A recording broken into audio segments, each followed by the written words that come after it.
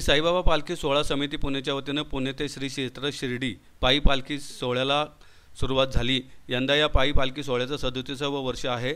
सकाळी 6 वाजता शिवाजीनगर येथील साई मंदिरात साई पादुकांना सौ श्वेता व शिवमवीर यांच्या हस्ते मंगल स्नान व अभिषेक करण्यात आला। त्यानंतर कसबा गणपतीपासून पायी पालखी सोहळ्याला सुरुवात झाली।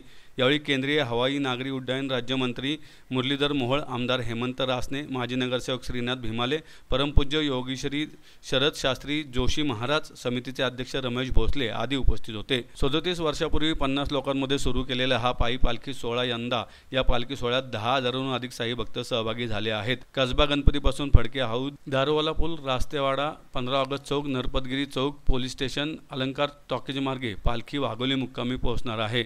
9 जुलै रोजी गुरुपौर्णिमेच्या पूर्वसंध्येला पालखी शिर्डीमध्ये पोहोचणार आहे। पालखी मार्गावर साई भक्तांकडून व्यसनमुक्तीचा संदेश दिला जाणार आहे। साईबाबा पालखी सोहळा समिती सचिव मंदार शाने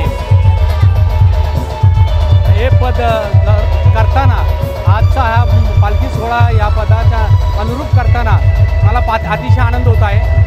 आज पालखी सोहळ्याला 37 वर्ष पूर्ण झाली आहेत। आज शरद शास्त्री जोशी, खासदार श्री मोहोळ साहेब या सर्वांच्या उपस्थितीत, हेमंत रासने आमदार या सगळ्यांच्या उपस्थितीत आज हा पालखी सोहळा पुढे चालला आहे। या पालखी सोहळ्याचं वैशिष्ट्य म्हणजे हा व्यसनमुक्त करणारा पालखी सोहळा आहे। आत्तापर्यंत 500 साई भक्तांना आम्ही व्यसनमुक्त केलेलं आहे।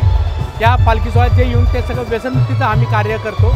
यामध्ये बाबांना आमची ही पालखी गुरुपौर्णिमेला पोहोचते। गुरुपौर्णिमेला आम्ही दक्षिणा म्हणून व्यसन देतो, ही आमची परंपरा। यातनं अनेक कुटुंब ही व्यसनमुक्त झालेली आहेत आणि उभी राहिलेली आहेत। आणि असाच हा सोहळा शिर्डीपर्यंत आम्ही 9 तारखेला पोहोचणार आहोत। त्याच्यामध्ये सगळ्या स्त्रिया आहेत, पुरुष आहेत, महाराष्ट्रातली बहुतेक सगळ्या जिल्ह्यातनं लोक इथं आलेले आहेत।